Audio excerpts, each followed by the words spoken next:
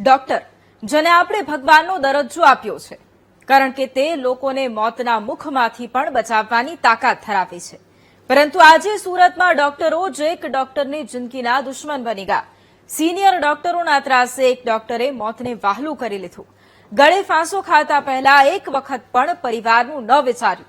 ત્યારે કોણ છે રેગિંગ કરનારા અને સિનિયર હેવાનો રોફ છાડનારા આ ડોક્ટરો? આવો જાણીએ.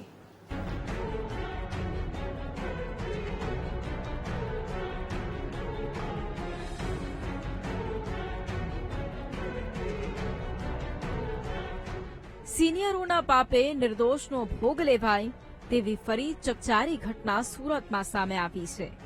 વાત સુરતની નવી સિવિલ હોસ્પિટલની છે, જ્યાં હોસ્ટેલમાં 30 વર્ષીય રેસિડેન્ટ ડોક્ટર હર્ષ પંડ્યાના રહસ્યમય આપઘાત કેસમાં હવે ચોંકાવનારા ખુલાસા સામે આવી રહ્યા છે. પોલીસ અને કોલેજ તંત્રની તપાસમાં મૃતક હર્ષ પંડ્યાનું 4 સિનિયર ડોક્ટર નિરાલી વસાવે, ડોક્ટર અનુજ મહેશ્વરી, ડોક્ટર દીક્ષિતા ઘેવરિયા અને ડોક્ટર હિના ભૂત દ્વારા રેગિંગ કરવામાં આવતું હતું. રેગિંગનો ખુલાસો થતાં જ ચારેય આરોપી સિનિયર વિદ્યાર્થીઓને 6 મહિના માટે હોસ્પિટલ, હોસ્ટેલ તેમજ તમામ ટીચિંગ એક્ટિવિટીમાંથી સસ્પેન્ડ કરી દેવાયા છે.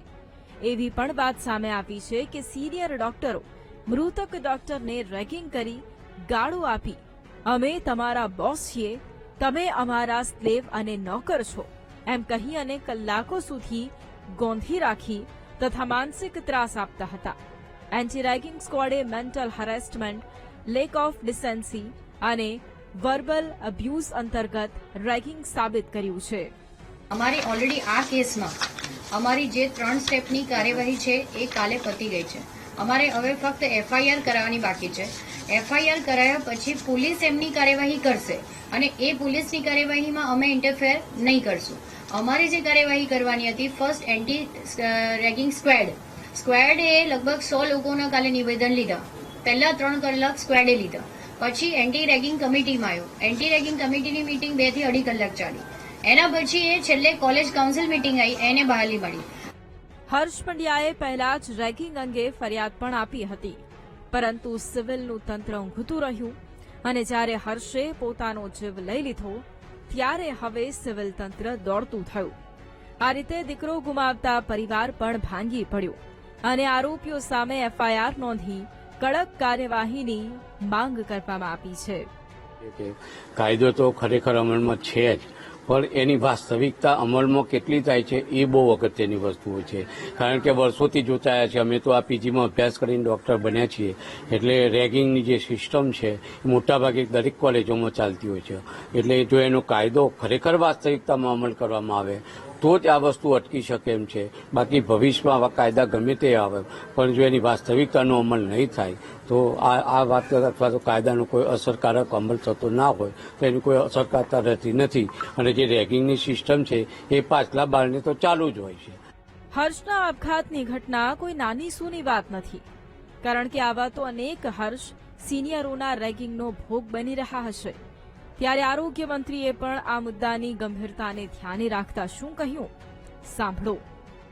હું હજી એક સરકાર તરફથી અને સમાજના એક સામાજિક કાર્યકર્તા તરીકે પણ અને મંત્રી તરીકે હું વિનંતી કરું છું, દરેક દીકરા દીકરીઓ તમને કંઈ પણ પ્રશ્ન હોય તો અમને ડાયરેક્ટ એ મોકલજો અથવા તો અમને મળજો.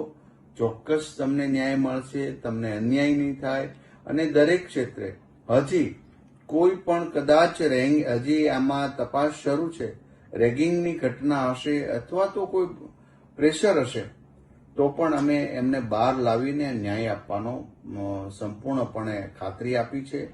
હર્ષને તો ન્યાય અપાવવાની ખાતરી આપી, પરંતુ આવા તો અનેક હર્ષ ક્યાંક હજુ પણ રેગિંગનો શિકાર બની રહ્યા હશે.